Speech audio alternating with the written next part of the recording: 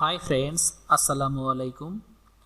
W3 soft এবং রুহুল একাডেমির পক্ষ থেকে সবাইকে শুভেচ্ছা জানাই। আমি রুহুল আমিন। আজকে পিএইচপি মাইএসকিউএল উপরে আমরা একটা টিউটোরিয়াল তৈরি করব। অর্থাৎ যখন আমরা পিএইচপি অ্যাডমিনে লগ ইন করি বা আমরা পিএইচপি অ্যাডমিন লগ ইন করার পর আমরা যদি যে কোনো একটা ডাটাবেসকে আমরা ওপেন করি, ওপেন করার পর আমাদের সামনে অনেক সময় একটা ইরর আসে। ইররটা কি ইরর আসে? ইররটা আসে যেরকম যে মাইএসকিউএল ইরর আসে, এসকিউএল কোয়েরি ইরর আসে। ইররের কোড হচ্ছে 1030 get error 176 read page with wrong checksum from storage engine error. এই ইররটা আসে।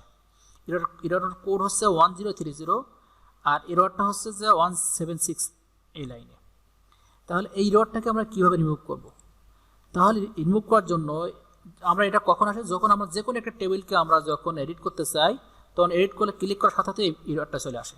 তাহলে এখন আমরা যে কাজটা করব, এটা এই ইররটাকে সলভ করার জন্য আমরা প্রথমে যে কাজটা করব, পিএইচপি অ্যাডমিন লগ ইন করবো। একবারে পিএইচপি অ্যাডমিন লগ ইন করার পর আমরা নিচে খেয়াল করবো যে মাই এসকিউএল লেখা আছে। দেখেন এখানে আছে মাই এসকিউএল। এই মাই এসকিউএল যখন আমরা ক্লিক করব, ক্লিক করার পর আমাদের সামনে যে টেবিলগুলো আসবে, এই মাইএসকিউএল টেবিলটা, মাইএসকিউএল ডেটাবেসটা হচ্ছে ডিফল্ট ডেটাবেস, অর্থাৎ অ্যাডমিন প্যানেলের মাইএসকিউএলের ডিফল্ট ডেটাবেস।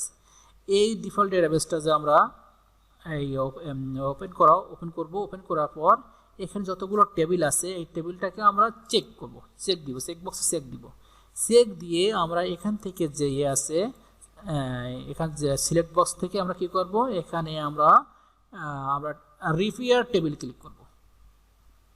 That's it. আর কোনো দেখেন সব কিছু ঠিক আছে। এখন এরপর যদি আমরা আমাদের চেক করে দেখি, আমাদের আর কোনো ইরর থাকবে না। তাহলে আমি আবার বলে দেই, মাইএসকিউএল থেকে কি করব, আমরা মাইএসকিউএলের পরে যতগুলো মাইএসকিউএল ক্লিক করার পর টেবিলগুলোকে আমরা চেক দিব, চেক বক্সে চেক দেওয়ার পর আমরা এখান থেকে জাস্ট রিপেয়ার টেবিলে ক্লিক করে দিলে আমাদের কাজ শেষ। অর্থাৎ তখন আর আমাদের এই ইররটা আর ডিসপ্লে হবে না। তা আজকের ক্লাসে পর্যন্তই। পরবর্তী ক্লাসে আমরা অন্য বিষয় নিয়ে কথা বলবো।